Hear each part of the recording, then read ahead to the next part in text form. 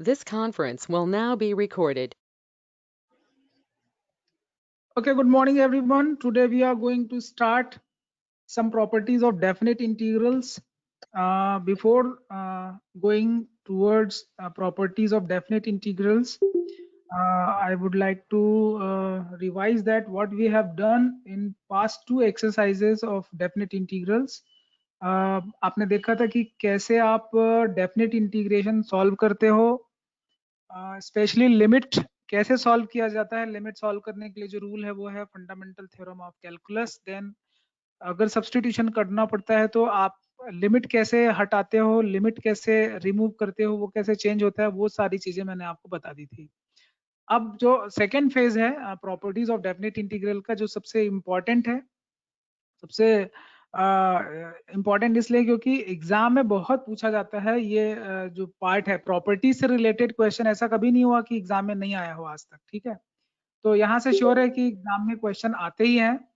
Weightage कुछ भी हो सकता है, इट में भी 4 मार्क्स, 6 मार्क्स, 2 मार्क्स, ठीक है, 1 मार्क, कुछ भी। वेटेज काफी है, वैरायटीज है, बट अच्छा खासा स्कोर इसमें से पूछा जाता है। तो एक एक करके आज देखेंगे कि क्या है प्रॉपर्टीज। और टोटल दिख रहा है आपको स्क्रीन में कि टोटल 7 प्रॉपर्टीज हैं। प्रूफ नहीं करने वाले हैं, प्रॉपर्टीज बस फोकस करेंगे कि इसमें से क्या क्या प्रॉपर्टी है, वो कैसे काम करता है और हम उसको अप्लाई कैसे करेंगे क्वेश्चंस पे। ये सारी चीजें आज आप देखने वाले हो। Okay, so first of all आपको प्रॉपर्टी नंबर 0 दिख रहा है। Anybody please read the sentence, anyone. Dev Thakur, sorry, Dev Dhariwal, read this. We list below some important properties of definite integrals. These will be useful in evaluating the definite integrals more easily. Very good.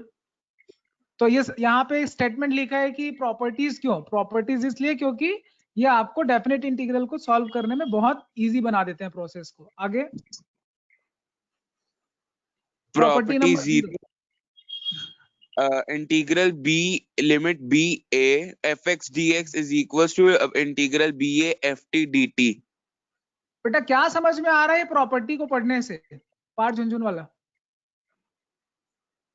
Sir मतलब sir अपन variable change करते हैं तो limit same रहती है। अगर अपन कोई भी question में वेरिएबल चेंज, फंक्शन में वेरिएबल, हाँ तो ठीक है, लिमिट सेम रहेगी। तो वेरिएबल अगर चेंज करें तो कोई भी फर्क नहीं पड़ने वाला है, ठीक है। तो ये वेरिएबल चेंज की प्रॉपर्टी कि आप वेरिएबल चेंज कर सकते हो। वेरी गुड, बहुत इजी प्रॉपर्टी है, आपको देखने से समझ में आ रहा होगा। देन P1 क्या है property? P1 yes sir. Property देखिए, पढ़िए। Integration of f of x d x equals to integration of minus integration of f of x d x. इसमें सर लिमिट वो ए से बी तक थी, अपर लिमिट और लोअर लिमिट वो change हो गई है। क्या हुआ क्या इस प्रॉपर्टी में? अनादि प्रॉपर्टी ध्यान से देखिए, बताइए क्या हो रहा है। अगर आप अगर मोबाइल में बैठे तो बुक से देख के पढ़िए, अगर आप लोग को नहीं दिख रहा होगा तो। इस प्रॉपर्टी में क्या हो रहा है वंश? सर इसमें ना वो क्या बोलते हैं, अपर लिमिट और लोअर लिमिट है ना, वो स्विच हो गई है और नेगेटिव साइन आ गया। तो जब कभी भी हम अपर लिमिट और लोअर लिमिट को ऊपर नीचे करेंगे, उनकी पोजीशन चेंज करेंगे, तो ये क्या हो जाएगा? नेगेटिव। तो ये नेगेटिव मिल जाएगा। तो शॉर्ट में आप इसको याद रखिए, चेंज ऑफ लिमिट कर दिया, ठीक है। या चेंज, इंटरचेंज भी बोल सकते हैं, चेंज की बजाय लिख दो interchange of upper limit and lower limit. आप अगर इंटरचेंज करते हो अपर लिमिट लोअर लिमिट को, तो एक माइनस साइन आपको एडजस्ट करना पड़ेगा। वो एडजस्टमेंट समझ में आना चाहिए आपको। करेक्ट, प्रॉपर्टी नंबर 1 समझ में आया? P1 class, I am asking to you, is P1 and P0 both clear? Yes, sir. Yes sir. Yes, Okay, sir. what about P2? Anyone please read P2. Adi Juvelkar, P2 पढ़िए। Integral a to b fx dx equal to integral a to c fx dx plus integral c to b fx dx. क्या समझ में आ रहा है देख के?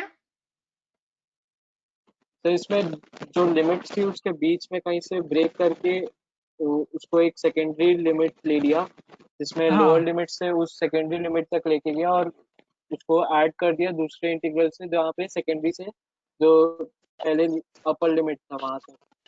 अपन sir बोल सकते हैं इसमें कि लिमिट को इसमें सी ब्रेक हमेशा ए और बी के बीच में। हाँ जी बिल्कुल सी वाला हमेशा ए और सर इसमें सी हमेशा ए और बी के बीच में रहेगा। बिल्कुल हमेशा ए और बी के बीच में ही रहेगा वो। तो इसको हम बोलते हैं एक तरह से पार्टीशन। आप इसको ऐसा समझ लीजिए, लिमिट का मतलब आप इंटरवल समझ लीजिए। सपोज 1 से 2 अपन अगर इंटीग्रेट कर रहे हैं तो यही चीज हो जाएगी आपकी। 1 से आप ले सकते हो हाफ, सॉरी 1.5 चले गए, ठीक है।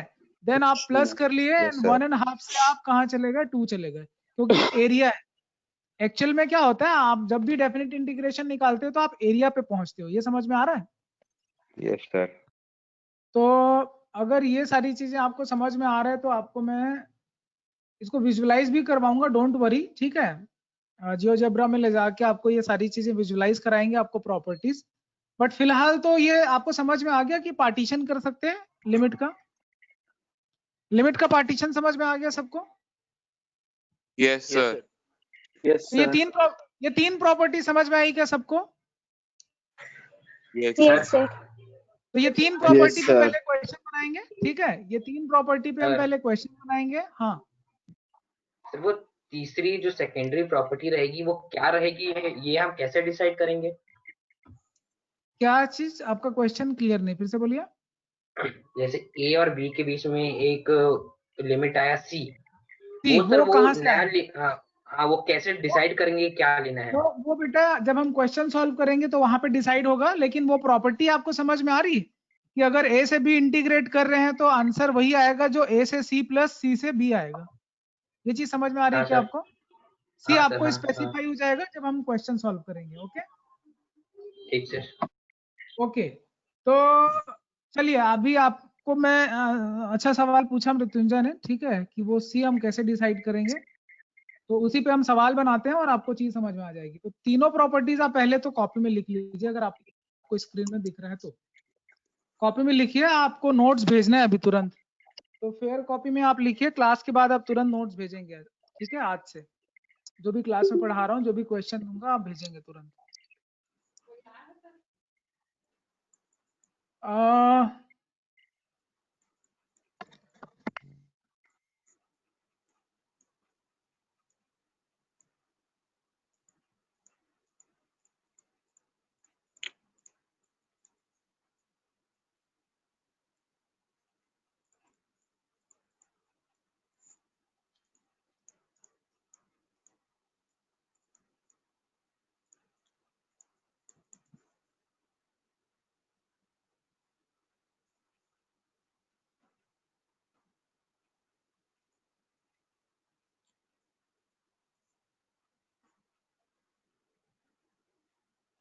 This conference Example will now 10. be recorded.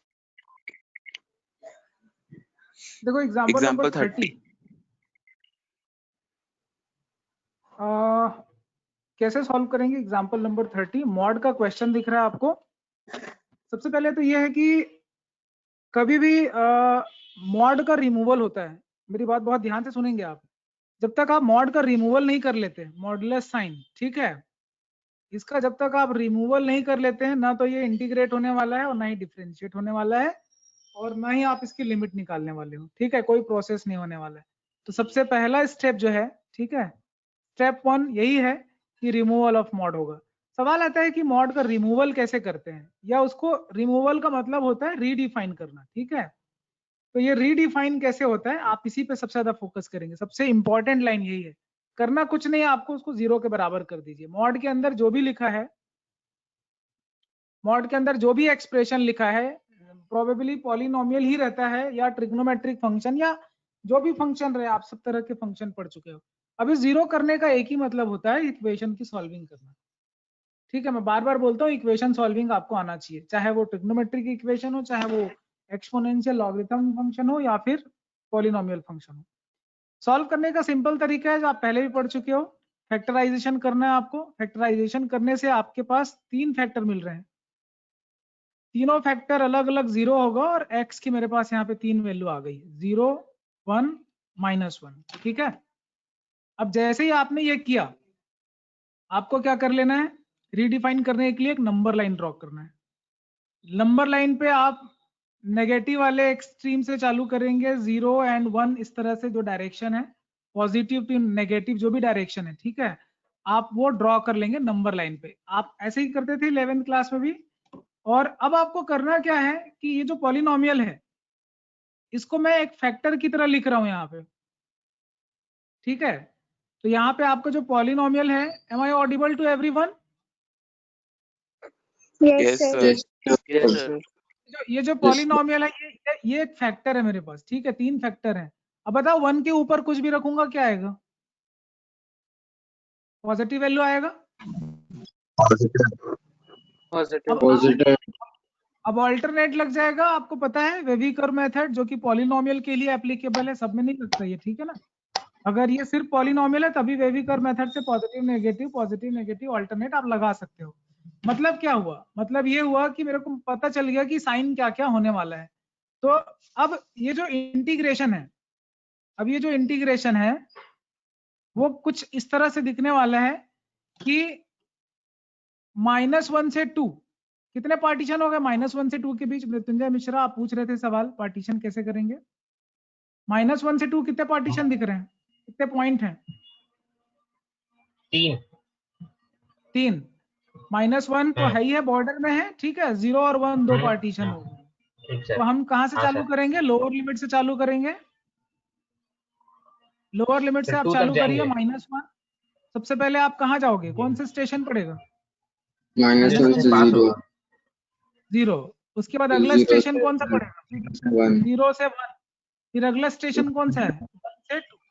ये 3 पार्टीशन समझ में आए क्या? सवाल एक है, पार्टीशन 3 होगा सवाल। हाँ, अब सवाल सिर्फ इतना ही कि साइन क्या क्या लिखेंगे, एक्सप्रेशन तो वही आएगा। अब यहाँ पे कौन सा एक्सप्रेशन आएगा? यहाँ आएगा x³ - x। हाँ जी बोलिए।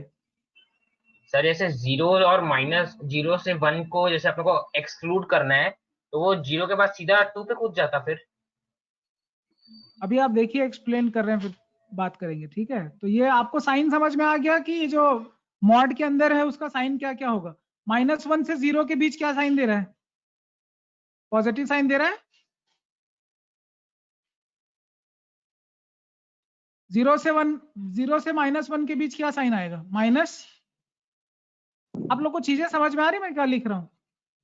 यहाँ पॉजिटिव। तो ये पूरा क्वेश्चन था, उसका साइन कैसे हटा है दिखा आपको स्क्रीन पे? तो प्रॉपर्टी कौन सी लगाई हमने? P2 लगाया। इसको सिंप्लीफाई करने के लिए कौन सी प्रॉपर्टी लगाया हमने? P2 लगाया। A P2. से B, A से C गए आप, देन कहाँ गए आप? C से B गए। ये प्रॉपर्टी आपको मैच कर रहे हैं? क्या पढ़ा आपने? कौन सी प्रॉपर्टी पढ़ी? Yes, sir. yes तो ये प्रॉपर्टी अप्लाई कैसे करना है, बस इतना ही आपको समझना है। आज आपको सिर्फ एक ही सवाल बनाना है, मॉड वाला क्वेश्चन। तो ये समझ में आ रही क्या आपको ये property?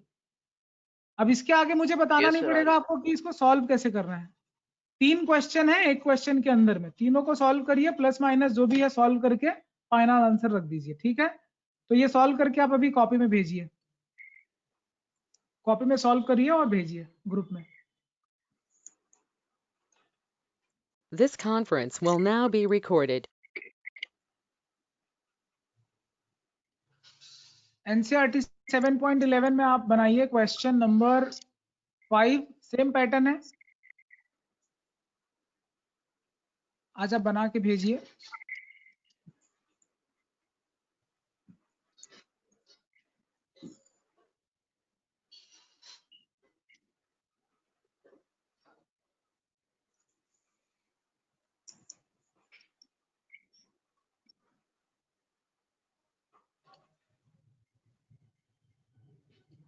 Question number 5, question number 6 ये आपको बना के भेजना है, सेम प्रॉपर्टी पे क्वेश्चन। क्वेश्चन नंबर 18, 5, 6, 18 और एग्जाम्पल जो अभी आपने किया वो तो 3 ये और वो मिला के 4 क्वेश्चन।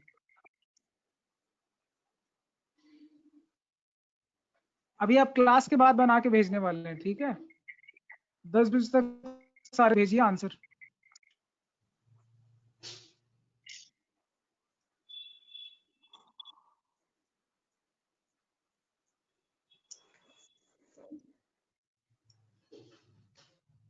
फिर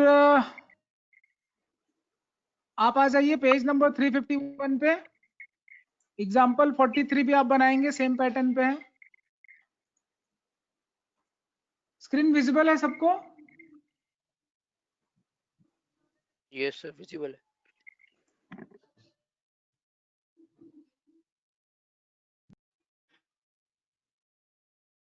कितने क्वेश्चन हो गए? 5। 5 एग्जाम। फिर आप आ जाइए मिसलेनियस पेज नंबर 353। ये आपका क्वेश्चन नंबर 33, ये सॉल्व करना है आपको।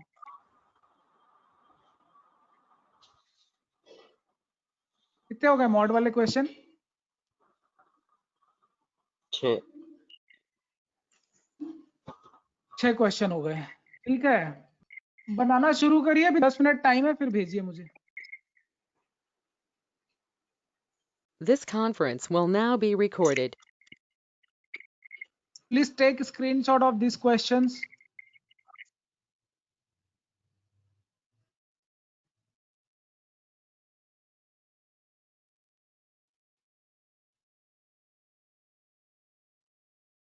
One more question is there, question number 180। ये सारे सिमिलर क्वेश्चन है, आपसे बनेंगे। ये इसमें 180 वाले में क्या करना है आपको, 3 मॉड दिख रहे हैं आपको, तीनों को क्रिटिकल पॉइंट लेना है आपको। इसमें क्रिटिकल पॉइंट क्या क्या आएंगे बताओ? तीनों को 0 करोगे एक एक के बराबर, एक बार 1 आएगा, एक बार 2 आएगा, एक बार 3 आएगा, और 4 आएगा। 4 आएगा। ठीक है, तो ये आप बिल्कुल इसको बना के देखिए, नहीं समझ में आएगा आप कल डाउट पूछिएगा, बट ट्राई करना है आपको। तो जितने थे मैंने सारे बता दिए आपको, ठीक है। और